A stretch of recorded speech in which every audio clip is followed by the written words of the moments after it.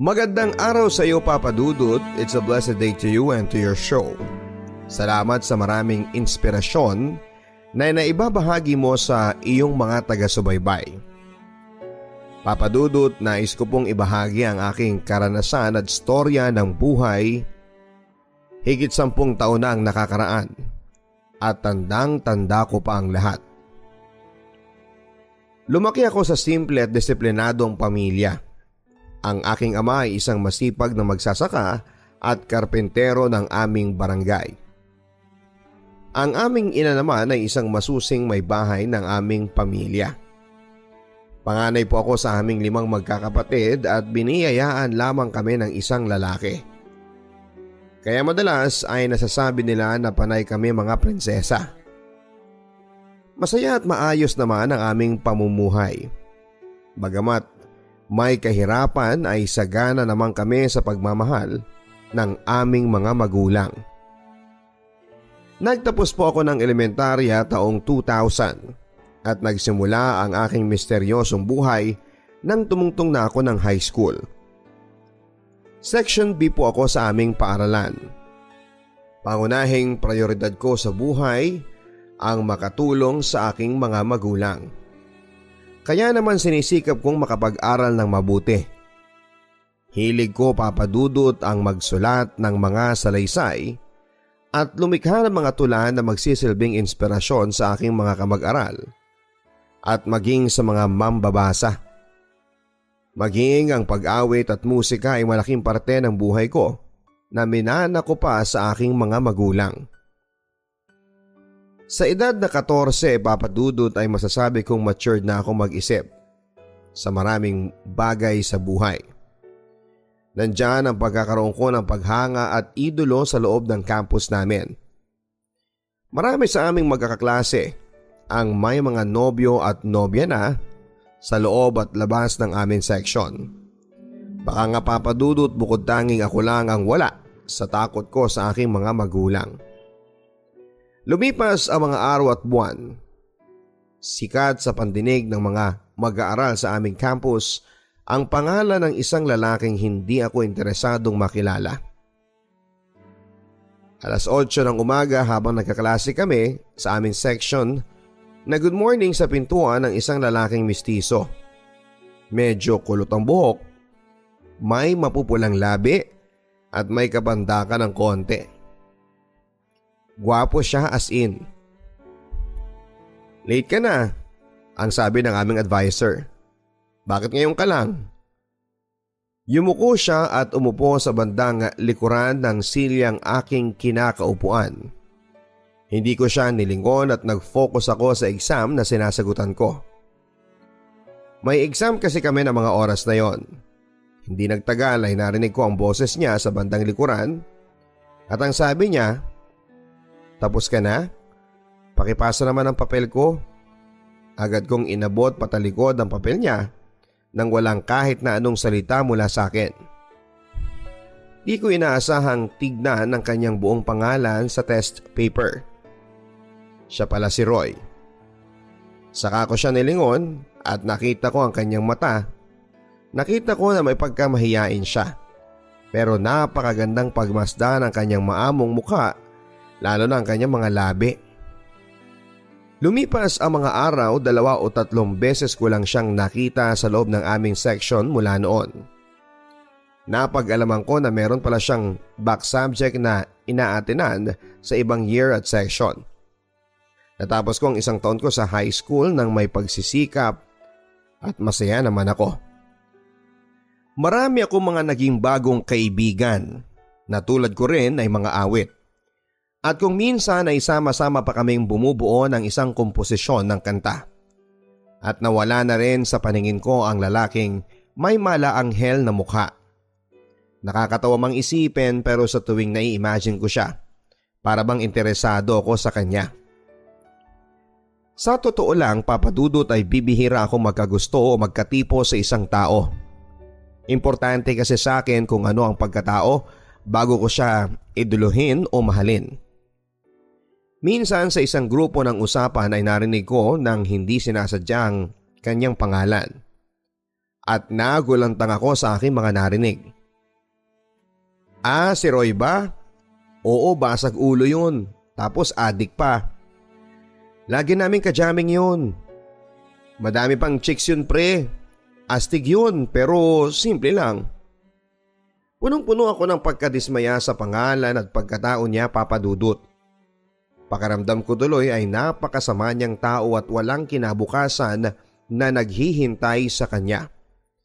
Pero sa kabilang bahagi ng aking puso noon ay nandoon ang panghihinayang. Naalala ko tuloy ang malambing niyang boses at malamlam niyang mga mata nang kausapin niya ako para magpasa ng papel. Nasa 2nd taon na ako ng aking pag-aaral sa high school taong 2002. Gaano mang kahirap ang aming buhay ay pinipilit kong makatapos. Naging miyembro ako ng teatro at journalism class dahil gustong-gusto ko po talaga ang pagsusulat. Kahit na madalas ay napapagalitan ako ng aking ina at ng aking ama kasi ginagabi na ako sa pag-uwi buhat sa aming paaralan. Kailangan kasi ng matibay na kooperasyon mula sa mga head writers ng journalism class para makabuo kami ng magandang presentasyon sa araw ng pagbabalita. At kami bilang mga manunulat ay madalas at siyang natitira sa loob ng aming silid-aralan. Mahigpit ang aking mga magulang pero mapagmahal naman sila sa amin. Ayaw lang nila na matutulad kami sa mga kabataan na naliligaw ang landas. Kaya't sa kabila ng kanilang kahigpitan, nandoon ang patuloy kong pag-unawa sa kanilang damdamin bilang mga magulang. Isang araw sa hindi inaasahang pangyayari sa aming pamilya, biglaang nagkasakit ang aming ina. Ang sabi ng doktor ay tuberculosis ang sakit ng nanay namin. Kinakailangan ng 6 na buwang gamutan para gumaling ito. Hindi naman kami pinabayaan ng Diyos at ng aming ama. May kaliitan pa rin kasi ang aming mga kapatid ng mga panahon na yon. Malapit na ako matapos sa 2nd taon ng sekundarya nang magpasya akong huminto at magtrabaho muna sa aming bayan para makatulong sa mga gastos at gamot ni inay. Agad naman ako nakapasok sa tulong ng ninang ng nanay ko. Head nurse siya sa isang ospital at pumayag siya na sa kanya ako tumira bilang kasambahay. Habang binigyan niya ako ng oportunidad na makapag-aral sa isang universidad sa aming lalawigan sa Batangas. Lumipas ang panahon, Papa Dudut. Nahirapan ako bilang working student, nakakapagod pero isinakripisyo ko pa rin ang pag-aaral ko para makapagtrabaho ako sa lalong mas lumalaking gastusin para kay inay. Nakatanggap ako ng isang liham mula sa isang kaibigan upang sa Maynila ako mamasukan bilang isang sales lady sa isang maliit na grocery store sa Makati. Dahil sa aking sipag at tiyaga, kasabay ng pagtutulungan namin ng aking pamilya, nakapag-aral pa rin ang sumunod sa akin na kapatid kong babae. Lahat sila nag-aaral ng panahon na yon. Ako muna, Papa Dudut, ang nagsilbing nanay nila habang katuwang ko sa responsibilidad ng aming ama. Nasa 2nd taon na rin ng sekundarya ang aking kapatid na si Jane nang makatanggap ako sa kanya ng mensahe sa isang text. Ate, miss ka na namin. Uwi ka na. Salamat sa lahat. Nag-aaral kaming mabuti. Mag-ingat ka raw lagi, sabi ni tatay at ni nanay. Kinurot ang puso ko, Papa Dudut, pero bitbit noon ang saya at pudong inspirasyon sa aking buhay at pamilya. Lahat ay kaya ko at magagawa ko dahil mahal na mahal ko sila. Close kami ng mga kapatid ko at lahat sila sa akin. Lalo na si Jane na nooy dalagang-dalaga na rin. Barkada ko siya at kaibigan, ganong kami kasaya. Tumawag ako sa kanya at nag-usap kami sandali sa linya ng cellphone. Hello ate, thank you and super salamat ha. Kailan ka uuwi? Naku, next month na siguro after ng birthday ko. O ikaw ha, bawal magpaligaw at huwag sasama kung kani-kanino na hindi mo namang kilala. Mabangis ang panahon ngayon paalala ko. Ate, alam ko yun. Ayoko magalit ka at mabawasan ang ganda mo. Pagbibirong sabi niya. Pagkababa ko ng telepono Papa Dudut ay may konting kaba akong nadarama dahil halos iisa lamang kami ng paaralan sa sekundarya ng kapatid ko. At hindi naman sa pagmamalaki Papa Dudut ay magaganda ang aking mga kapatid. Anyong bigay ng Panginoon na laging paalala ng aming mga magulang na ingatan at mahalin ang aming sarili. Natakot ako na baka madala siya ng barkada. Pero winaksi ko ang negatibong iniisip ko noon bagkos ay nagdasal ako ng taimtim at nanalangin para sa kaligtasan nilang lahat. Maayos naman Papa Dudut ang aking mga naging amo sa Maynila.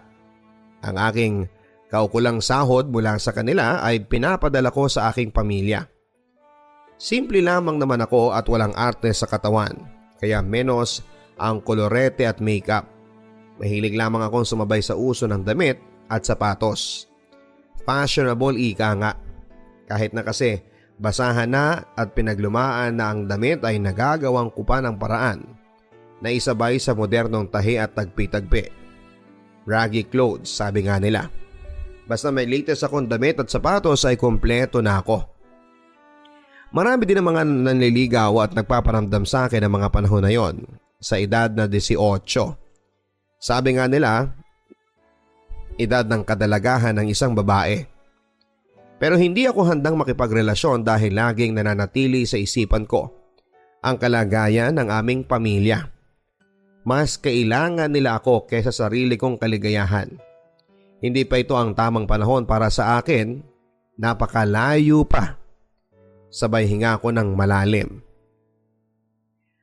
Magpapasko noon taong 2006 pagkatapos ng ilang taong kong pamamalagi sa Maynila ay nakatanggap muli ako ng mensahe mula sa aking kapatid. Ate, may manliligaw na ako. Hindi ba sabi mo wag maglihim sa'yo? Mabait siya ate, gwapo at may kayang pamilya. Sunod-sunod na sabi niya. Sa totoo lang, Papa Dudut ay hindi ko kinatuwa ang lahat ng sinabing yon ng kapatid ko. Sinakyan ko na lamang siya sa kanyang kwento upang alamin kung sino ang lalaking tinutukoy niya. Ha? Talaga? Ikaw ha? Mag-ingat ka at napakabata mo pa. Saan ba nag-aaral ang lalaking yan at anong pangalan? Kapag dyan lang yan sa campus, tiyak kilala ko. Pabirong sabi ko. Ay ate, dito lang siya sa campus napasok. Nasa 3rd year siya. May tinatapos lang siya sa academic sa section namin. Tapos, barkada siya ng best friend ko. Pagmamalaking tugon niya. Ano ngang pangalan? Roy ate ang pangalan niya. Taga doon sa ibaba sa kanluran. May kung anong kabog sa dibdib ko nang marinig ko ang pangalan na yon. Pamilyar pa rin pagkatapos ng higit 3 taon. At ayon sa paglalarawan ng kapatid ko, siya na nga ang lalaking classmate ko noon. Siya na ang lalaking may maamong mukha pero madilim na hinaharap. Sa pagpapatuloy ng aming usapang magkapatid ay in-invite daw siya ni Roy sa kanilang tahanan para sa kaarawan ng ina nito. At inaya ako ng kapatid ko para umaten sa nasabing salo-salo. Nag-aalinlangan ako nung una pero dahil sa interesado ako kung talagang siya ngayon, ay napilitan akong pagbigyan ng paanyaya ni Jane. Dumating ang araw ng kasiyahan, naroon ang mga kamag-anak niya, kaibigan, kakilala at mga kaklase. Iba doon ay halos mga kakilala ko rin. Ganoon kaliit ang mundo sa aming dalawa. Roy, siya ang ate ko yung sinasabi ko sa iyo na nasa Maynila. Sabay lahat ng kanang kamay niya. Matagal ko bago inabot ang mga palad niya sa kung anong meron sa damdamin ko para bang naiinis ako sa kanya. Totoo, simple lamang siya pero ang yabang ng dating niya para sa akin. Lalo na nang masaksihan ko na halos puro babae ang kainuman niya, kaliwat kanan Papa Dudut. Hindi ko nagawang makisalumuha sa kanilang grupo ng mga oras na yon. Bumukod kami ng table ng kapatid ko at paminsan-minsan ay lumalapit siya sa grupo ni Roy. Ako ay malayang nakamasid lamang sa kanila at sa buong bakuran nila. Lumalim ang gabi at nagpasya na kaming umuwi. Sabi ko kay Jane, halika na at umuwi na tayo. At baka mapagalitan na tayo ni na tatay. Pero bago kami tuluyang magpaalam, nagpa siya akong gumamit ng CR. Nagtanong ako at agad namang tinuro sa akin ang daan papunta sa palikuran. Pagkatapos ko sa loob ng banyo, agad ako nagtungo pabalik sa kung saan ay nandon at naghihintay ang aking kapatid. Sa daan ay hindi sinasadyang makasalubong ko nga si Roy. At dahil medyo may amats na ay nabangga niya ako. Ano ba? Mataray na sabi ko. Nagangat siya ng mukha at napatingin sa akin. Pasensya ka na. Ikaw pala ang kapatid ni Jane. Parang kilala kita. Pabigla niyang sabi. Parang kilala mo ko? Pwes ako kilalang kilala kita. Tantanan mo na ang kapatid ko ha. Tabi, halos pabulyaw kong sagot sa sobrang kainisan ko. Nang oras ding yon habang papauwi kaming magkapatid ay tinanong ko siya, Papa Dudut. Ganun bang lalaki ang sinasabi mo na may kaya sa buhay at gwapo na lumiligaw sa'yo? Adik yun sa campus at basag ulo pa. Hay nako Jane, pwede bang pumili ka naman? Matabang nasabi ko sa kanya. Habang nagsasalita ako ay nakatitig lamang sa akin si Jane at nangingiting sinabing, Ate, I saw the sparks in your eyes. Wala ka bang nararamdaman? Kitang-kita sa mga mata mo na selos na selos ka dun sa mga babaeng nakapaligid kay Roy. And ha, nakikita ko kayo nang nagkabangga kayo. Palabas ng palikuran. Grabe mo siyang tarayan. Ano bang ginawa sa'yo ng tao at parang ang laki-laki ng galit mo sa kanya? Hay nako Jane, tigilan mo nga ako basta layuan mo yung lalaking yan ha. At siguradong magdudusa ka lang dyan kapag yan ang naging asawa mo. Happy-go-lucky na tao yan, walang pangarap. Ano lang ang meron siya? Lahat ng nakikita mo pundar ng nanay niya kasi wala siyang tatay, hindi ba? Pagalit na sabi ko. Siguro nasasabi ko ang lahat ng yon, Papa Dudut, kasi bata pa lamang ako ay marunong na ako sa hanap buhay. At gusto ko kung magkakaroon ako ng kasama sa buong buhay ko ay yung taong responsable at mahal ako. Na hindi ko nakikita sa pagkatao ni Roy. Lumipas ang mga araw, Papa Dudut, dahil na rin sa kapatid ko. Nakuha ni Roy ang cellphone number ko. Tinitext niya ako araw-araw at hindi nagtagal, Papa Dudut, ay nakikipagkwentuhan na rin ako sa kanya sa pamamagitan ng palitan namin ng mensahe. Napag-alaman ko, Papa Dudut, na siya pala ay huminto sa pag-aaral. Wala na siyang ama tulad ng pagkakaalam ko. At masasabi ko naman na maayos naman sila na nabubuhay sa pamamagitan ng nanay niya na nagtatrabaho sa isang insurance company. May mga lupain din sila na pinagkukunan ng konting puhunan ng nanay niya. Yun nga lang ay spoiled brat siya sa pamilya. At sabihin na natin na lumaki silang magkakapatid na hindi close sa isa't isa. Naging magkaibigan kami ni Roy. Barkada at hindi nagtagal ay formal siyang nanligaw sa akin. Ngunit agad ko ring tinanggihan. Sinabi ko na lang sa kanya na maraming babae yung handang makipagrelasyon samantalang ako ay hindi pa. Kontento na ako sa pamilya ko. Ngunit sadyang mapagbiro ang panahon at pagkakataon. Isang pangyayari sa buhay ko ng taon ding yon ang hindi inaasahan na siyang babago sa aking kapaligiran. Isang party ulit ang naganap sa bahay nila Roy. Imbitado kaming magkapatid at buong barkada. Masaya, maingay, maraming tao. Kahit si Jane ay nakikisaya din sa grupo nila Roy. Hindi nagtagal ay lumapit sa akin ang kapatid ko. Inaya ako na umupo sa grupo nila kung saan ay andon si Roy. Lumapit ako at ipinakilala niya sa mga pinsan niya at kaklase na karamihan ay kakilala ko rin. Matagal din tayong hindi nagkita, sabi niya.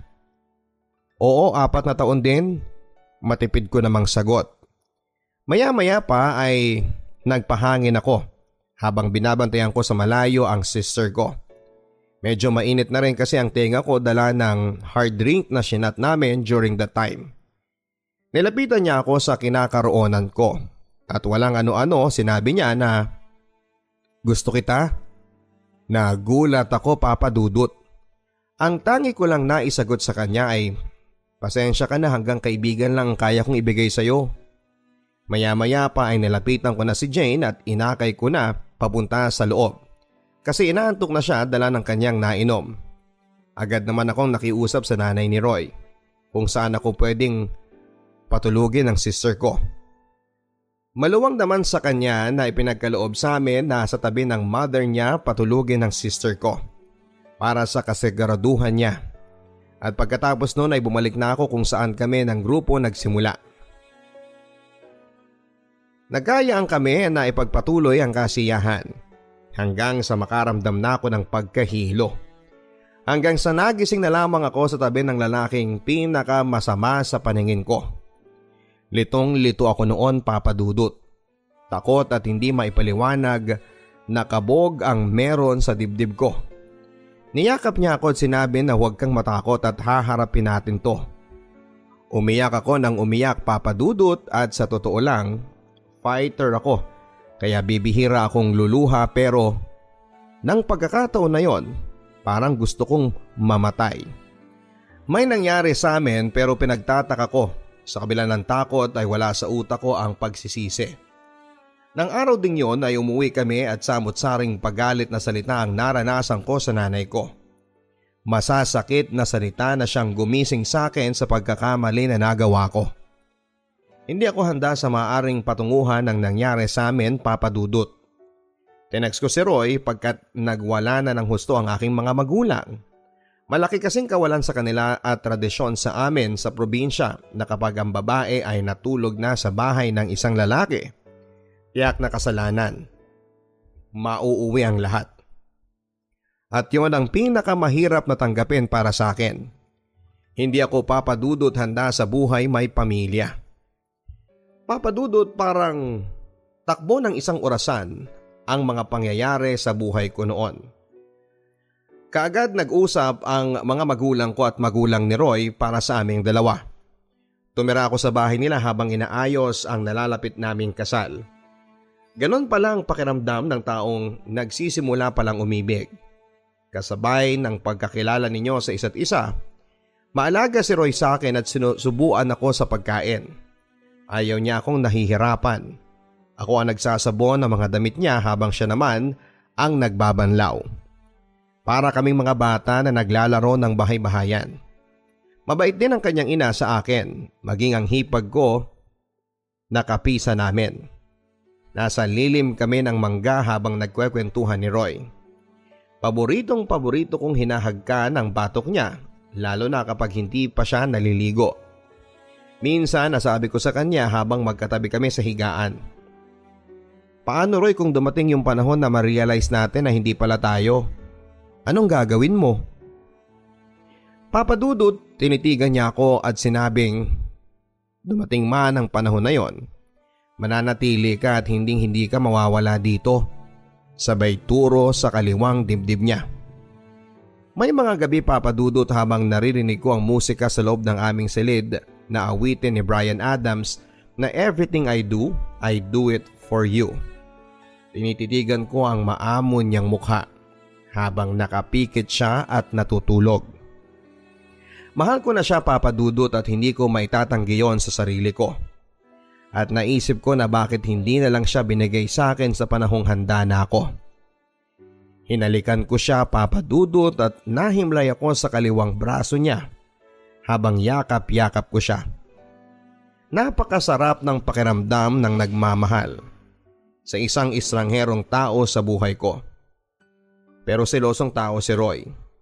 Kaya naman maingat ako. Alam kong palikero siya, pero siguro nga iba kapag totoong mahal ka at mahal mo. Sa paglipas ng buwan, habang papalapit ang araw ng aming kasal, hindi na ako mapakali. Nag-iisip pa rin ako, pero sa tuwing nandyan si Roy sa tabi ko, nalilimutan kong harapin ang bukas. Malambing siya, hinahatid sundo ako sa bahay namin kapag gusto kong makita ang mga magulang ko.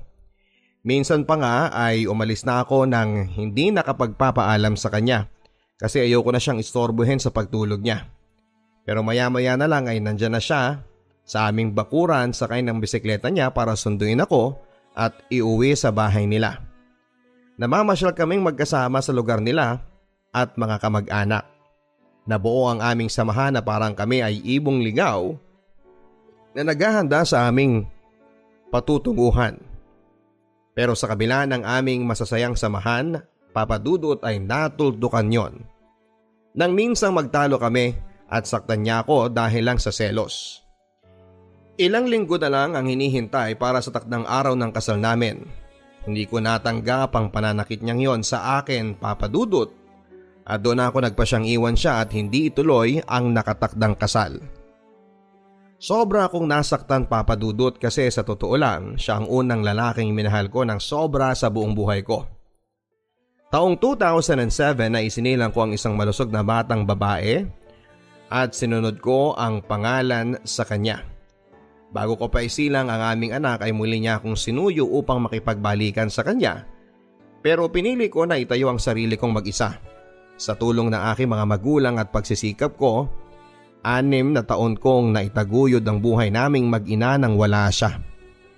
Mapaglarong tunay ang tadhana. Taong 2003, muling nag-cross ang landas namin ngunit kapwa na kami may kasama sa buhay. Kumusta ka na? Kumusta na ang anak natin? Muling nagbalik sa akin ang ala-ala ng lahat, Papa Dudut. At aaminin ko po na punong-puno ako ng hinanakit sa kanya na hindi ko magawang tumingin sa kanya sa sobrang hinanakit para sa anak namin. Okay lang na kinalimutan niya ako. Huwag lang ang anak namin. Humingi siya ng tawad sa akin at hiningi ang pagkakataon na makita ang anak namin. Katwiran ko ay hindi kasalanan ng anak anumang meron sa kanilang mga magulang. Mula noon ay muli kaming naging magkaibigan para na rin sa anak namin. May anak na rin siya sa babaeng kasama niya sa buhay. Nagkikita kami at minsan ay binabalikan ng aming kwentuhan ang aming mga nakaraan. Alam mo, kung hindi mo ako iniwasan, sana tayong magkasama ngayon. Sana ikaw pa rin. Minahal kita, akala mo lang hindi eh. Napaiyak ako, Papa Dudut, sabay iyakap ko rin sa kanya. Ramdam na ramdam ko, Papa Dudut, ang lakas ng tibok ng puso niya. Mahal ko pa rin siya. Nag-uusap kami ng masinsinan at sinabi ko sa kanya na pakasalan niya na ang babaeng lubos na nagmamahal sa kanya at humingi na rin ako ng tawad sa kanya. Emosyonal ang gabing yon at sa huli hindi namin napigilan ang aming mga sarili upang muling ipadama sa bawat isa ang aming nararamdaman. Ang yakap at mga halik niya ang nagsilbing hugas sa mga sakit na aking naramdaman ng mga panahon na wala siya sa piling naming mag-ina. Taong 2015, Papa Dudut, ay kinasal siya sa babaeng makakasama niya habang buhay. Nabalitaan ko yon at aaminin ko na napaiyak ako. Pero pagkatapos noon ay magkasabay kami ng aking ina na naglalakad patungo sa malawak na dalampasigan. Pumikit ako doon at sinabi sa sarili ko na minahal din kita ng sobra-sobra. At mananatili ka dito sa puso ko habang buhay namin ng anak natin. Sa kasalukuyang panahon, Papa Dudut, ay dalaga na ang aming anak at kailanman ay hindi ko inilihim sa kanya ang buhay namin ng papa niya. Nagtatrabaho ako bilang private home caregiver nurse at masaya ako sa buhay kasama ang aking anak at pamilya. Ang aming kasaysayan ni Roy ay mananatili na lamang sa isang nakatiklop na aklat ng kahapon. Maraming salamat, Papa Dudut, at nawa ay naging inspirasyon ang aking kwento sa nakakarami. Nagpapasalamat, lubos na gumagalang, Mavic. Isang magandang araw po sa inyong lahat. Bago po tayo magsimula, hayaan niyo pong i-invite ko kayong lahat na tumutok sa aking YouTube channel. I-like, share at mag-post ng comments sa episode na ito. Dear Papa Dudut, itago niyo na lamang po ako sa pangalang Olivia. Lumaki po ako sa probinsya ng Mindoro pero dito na nagpatuloy ng pag-aaral sa Caloocan. Lumipat kami dahil sa kahirapan. Lumaki ako nang naghahanap ako ng kalinga ng mga magulang, lagi po akong umiiyak. Kasi gusto kong maranasan na maramdaman ang isang tunay na pagmamahal. Namulat po ako sa buhay na laging nag-aaway ang aking mga magulang hanggang sa nagkahiwalay sila. Noong naghiwalay ang mga magulang ko ng panahon na yon, naghanap ako ng taong magmamahal sa akin. May nakilala akong isang lalaki na itago na lang natin sa pangalang Dan. Nagkakilala kami sa Facebook at noong una na nagkapalagayan kami ng loob ay nag-uusap kami sa mga nangyayari sa araw-araw na buhay namin. Hanggang sa na-fall kami sa isa't isa at naging kami na nga. Nang mga panahong in love kami sa isa't isa ay walang linggo na hindi kami nagkikita. Nasa 3rd year college ako noon at siya naman ay nasa 4th year high school or grade 10. Magkaidaran lamang kami noon, same kaming 18 years old nang nagkakilala kami. Tinitipid ko ang baong ko noon na bigay sa akin ng mga magulang ko para pag nagkikita kami may panggastos kami. Siya naman ay working student siya, nagwo-work siya sa isang manufacturing company. May nararamdaman siya dahil sa pagbubuhat niya ng mabibigat. Lagi niya sa akin sinasabi yon kaya nagwo-worry ako sa kanya. Si mama kasi nagwo-work sa gabi, ang ginagawa ko para magkita kami ay hinihintay kong makaalis si mama ng bahay. Pagkatapos noon ang gagawin ko pag alis niya ay aalis din ako.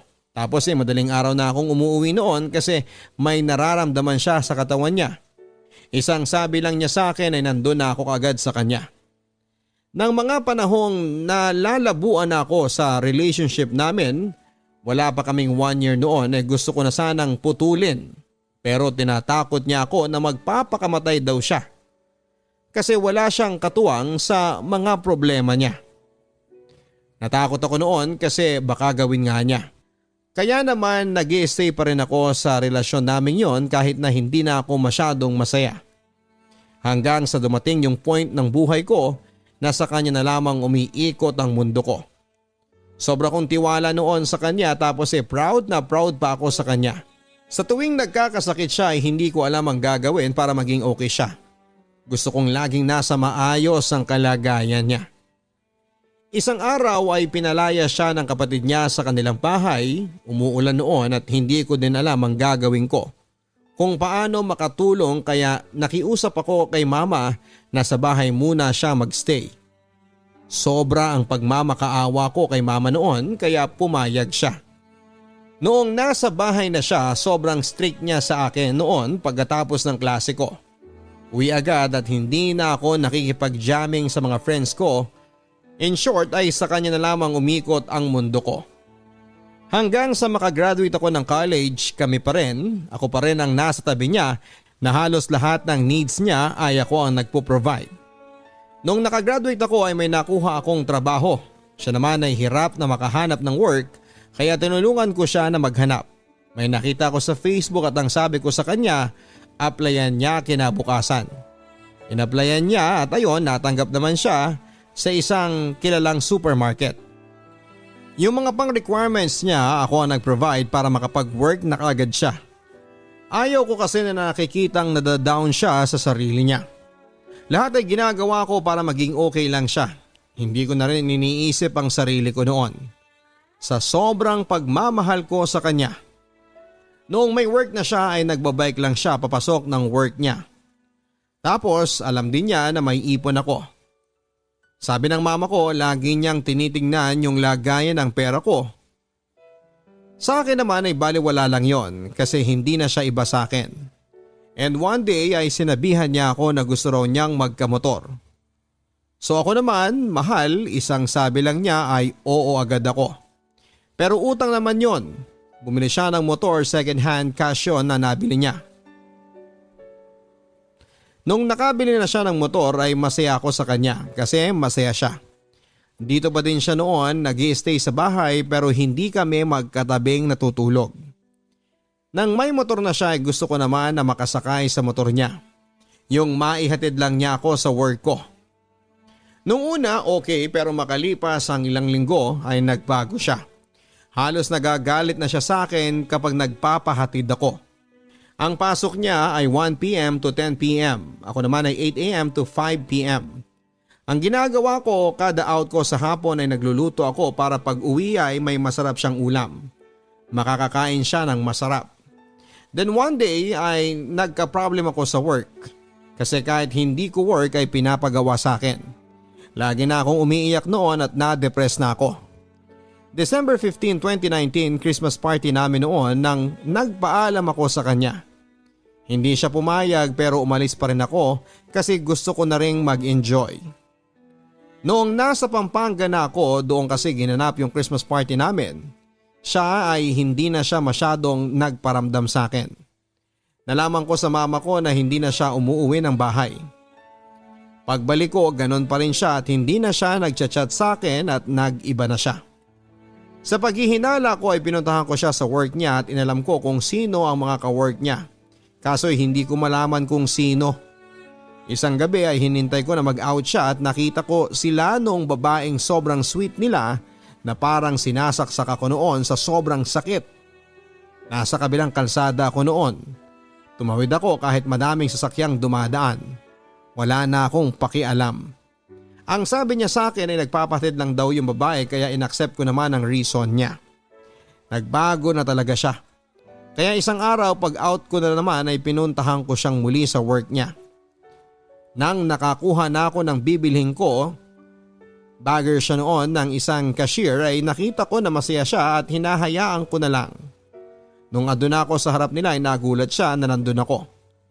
Hinintay ko ang break time niya at kinausap ko siya kung bakit ka nagkakaganyan, ano ba ang problema mo. Halos magmakaawa ko noon, wag niya lang akong iwan pero iniwan niya pa rin ako.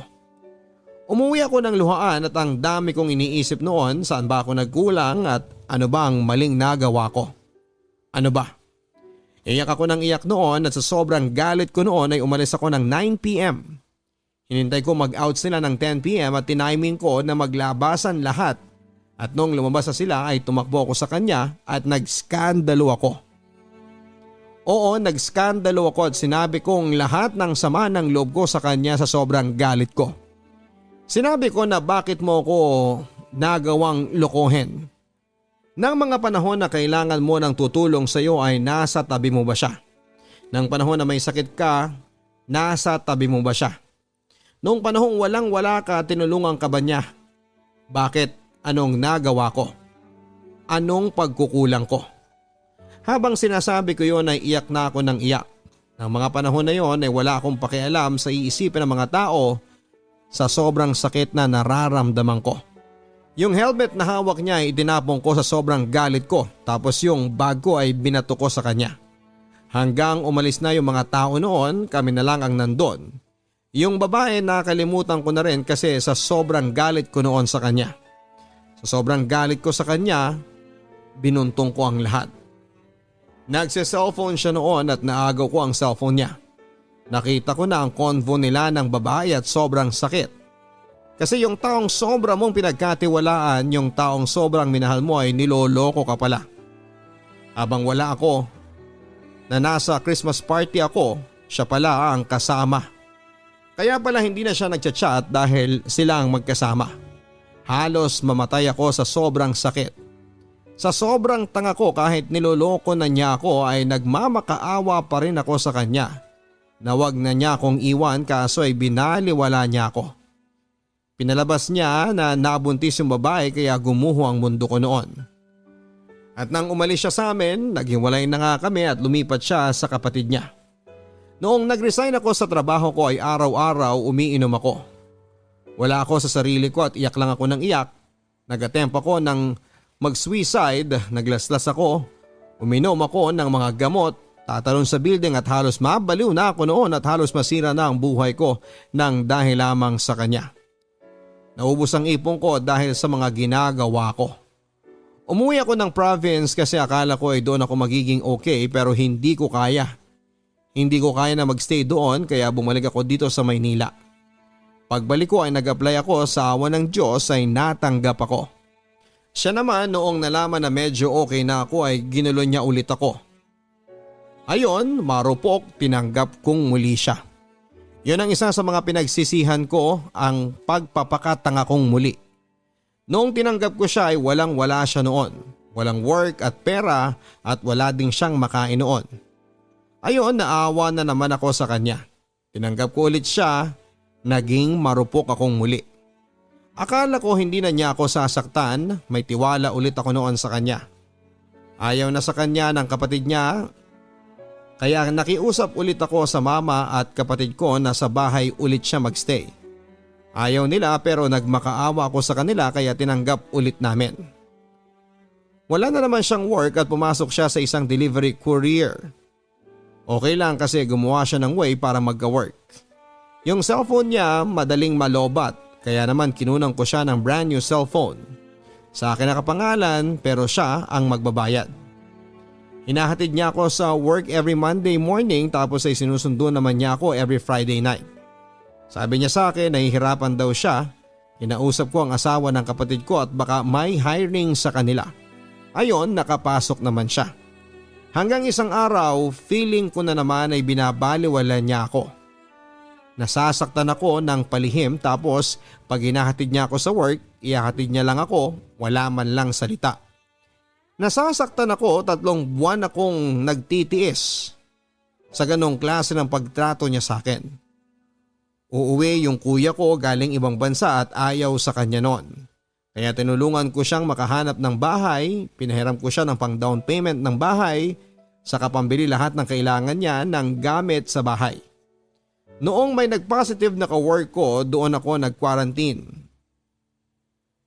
Kasi hindi ako makapag-stay sa bahay namin kasi may sakit ang mama ko. Noon ay tinitipid ko ang budget ko kaso ayoko maging magastos. Nung gusto niya ng Jollibee kahit ayaw ko kasi nga nagtitipid ako noon kasi malayo pa ang sahod ko. Pero pinilit niya ako kaya nagpa-deliver ako. Noong naka-work from home ako, doon sa kanya, gusto niya na pagising niya kakain na lang siya. Hindi ko yun magawa kasi madami akong work at halos nagbe-breakdown na nga ako noon sa hindi ko na alam ang gagawin ko. Tapos ganon ang ipinapakita niya sa akin, baliwala ako na akala niya ay nasisiraan na ako ng bait. Then nang pumasok siya pag-alis niya ay uminom ako sa sobrang sama ng loob. Tapos iyak ako ng iyak nung chinat ko siya, puntahan mo ko habang buhay pa ako. Sobrang down na ako noon at ang sabi ko sa kanya ay maghiwalay na kami, nag-oo kaagad siya. Pero nagmakaawa ako na wag niya akong iwan pero ayaw niya na talaga. Hinintay niya lang akong mapagod, sumuko. Nang araw na naghiwalay kami ay nalaman ko sa kapatid ko na lumipat agad siya ng bahay kinabukasan noong naghiwalay kami. Noong naghiwalay kami hindi na ako katulad ng dati na halos masiraan ng pag-iisip na kaya ko na. Then nalaman ko noong naghiwalay kami na may bago agad pala siya. Hindi ko na kwestiyon ang sarili ko noon kasi alam kong ginawa ko lahat para sa kanya. Pero kulang pa rin, siningil ko na rin yung mga utang niya, yung kapatid ko ang sumingil sa mga utang niya. Tinakot ko na pag hindi binayaran ay mag-iiskandalo ulit ako. Ayun, nagbayad naman siya. Nag-resign din ako sa work ko, ngayon ay may bago na akong work. Ang sarap pala sa feeling na pinaparamdam sa'yo na mahalaga ka. Sobrang grateful ako ngayon sa work ko at sa'yo napatawad na kita, hindi dahil sa deserve mong patawarin kasi deserve ko ng peace of mind. Tapos na ako sa'yo at tama na. Ngayon sa bago mo, wag mong gagawin sa kanya ang ginawa mo sa akin. Thank you sa lahat ng masasakit na alaala kasi ngayon na-appreciate ko na hindi ko pala kailangan ng ibang tao na magmamahal sa akin para ma-feel ko na buo ako. To myself, hindi mo kailangan ng ibang tao para mabuo ka. Just to learn to love yourself and appreciate everything that you have. Deserve kong maging masaya.